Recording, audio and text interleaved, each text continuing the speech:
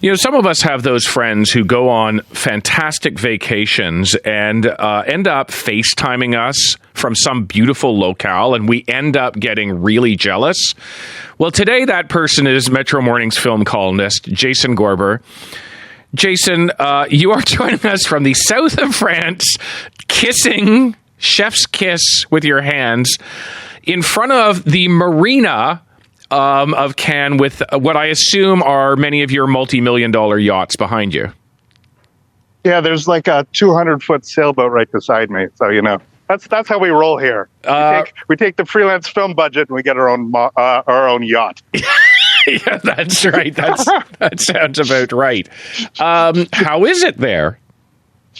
It's pretty great, I gotta say. No, so Cannes is Cannes. There's some amazing films always. We always talk about the Canadians in Cannes, so I do have to give it a shout out. We have to do that. We actually have 3 Quebecois films that are actually playing here. Amour Apocalypse, Le Monde n'existe pas, Death Does Not Exist, and Bread Will Walk. But unlike last year where we had all these sort of biggies that were in competition, these are in sort of some of these sort of smaller offshoots of Cannes. But there's still a tremendous amount of Canadian presence, particularly Quebecois presence, of course. But the festival itself this year, it feels like a sense of discovery. Like, I don't know yet what I'm going to fall in love with. Last year and the last couple of years, there's been films that I went in thinking these are going to be the big ones, and I really don't know this year. And that's the most exciting thing about any of these festivals, is there's a film that you and I are going to be talking about 6 months from now that I don't even know that exists, but I'm going to be able to see it tonight. For example, I just saw a film called The Plague, which is unbelievable. It doesn't have distribution yet. It's got Joel Edgerton, incredible movie about a water polo camp and these kids, and it basically turns into a mix of Lord of the Flies and Full Metal Jacket. It is completely psychologically traumatizing, but an incredible movie. That is a whole lot of genre thrown into a blender, and somehow it works. Okay, look, I got to ask you about this. Amazing. There's this kind of dark buddy-ish comedy called Friendship. People will have heard about it. Tim Robinson, right. Paul Rudd in it. This is not your run-of-the-mill one. What's the premise here? So the premise is that Paul Rudd and Tim Robinson become neighbors, and they decide to become friends, and they start going on adventures that they're just looking for a way to connect.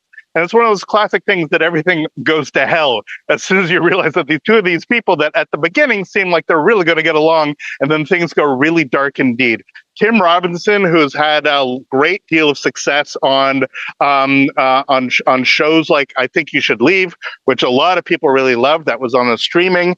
And I hate to use the word because it's such a silly word, but this is true. This is cringe weaponized. This is what it's like to be in a situation where you just see things go really, really badly. This played Midnight Madness at TIFF and became a little bit of a sensation last year. A lot of people really jumped aboard it. A24, that studio that is really into sort of slightly offbeat and slightly askew films, has picked it up.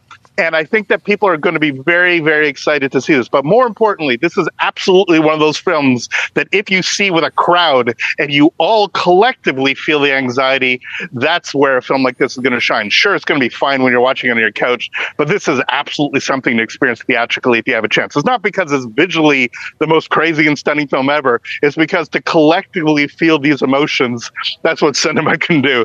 And Paul Rudd's great. Tim Robinson's great.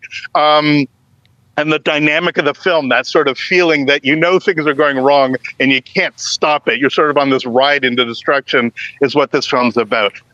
It's not too ribald, it's not too silly, but it absolutely sort of strikes the right tonal path that I think a lot of people will really respond well to it. So it's called Friendship again, and I know it premiered at TIFF and has found something of a cult following since. Why? So it's wild because I think a lot of people sort of wrote it off as not being that big of a deal. And when it played Midnight Madness was one thing. But it's interesting. When I was at the press screening, they had actually put it in a very small room. And hundreds of people, because of word of mouth, tried to get into that screening and didn't get in. And I think, weirdly, that actually helped elevate it within the media. I think the people who got in were like, I was there, and all the people were feeling jealous. And so funny things like this happen at film festivals all the time. Films get notoriety, get buzz for lots of reasons, but usually because they're pretty good. And this film is definitely worth seeing. I didn't love it nearly as much as some people are completely lunatic for this film. They thought it was the best film of last year. And as it's opening now, this is one they've most anticipated. People talk about it being the funniest film they've ever seen. Let's hold that sort of hyperbole back. But I think people who really like this kind of, that sort of, as I said, anxiety-inducing cringe humor are going to find stuff. And even people who might be tired of that might find like sort of a more malicious humor a little tiresome. These performers are so great. Paul Rudd is always excellent, but when he gets to actually stretch his comedic chops this way, as opposed to him sort of getting lost in the Marvel universe, it's a real reminder about what a talent is. And Tim Robinson, who was an SNL guy and didn't really find his feet there, he didn't really fit in on the SNL thing. He was a little too weird for SNL, is totally finding his route now, and this is really his star-making performance. I've only got 30 seconds, Jason, but I got to ask you, Mission Impossible, I see all the photos of Tom Cruise out there. Did you partake in any of that? We're going to talk about Mission Impossible next week when it actually opens, but I did get to shake hands with Tom Cruise. We had a nice little conversation. I told him I was from Toronto. He said something nice about Canada. We will talk about the movie next week, but I will say, as a scuba diver, I had a few issues. It wasn't quite as believable as I wanted it to be, David. For some reason, Mission Impossible didn't live up to documentary truth. Who knew? Was Tom Cruise strapped to the side of a plane mid-flight when you shook his hand yesterday? Even worse, he was on stage at the Debussy Theater at Cannes, which is almost as anxiety-inducing, I think, as being on a plane. But he did very, very well. Jason Gorber, thank you very much for speaking to us from the Cannes Film Festival in front of the marina at Cannes. Now back to your, I guess, the helicopter that's on your yacht in behind you. No, I take the small boat to the big boat. That's how it works out. I gotcha. Jason Gorber, Metro Mornings film columnist. Big change.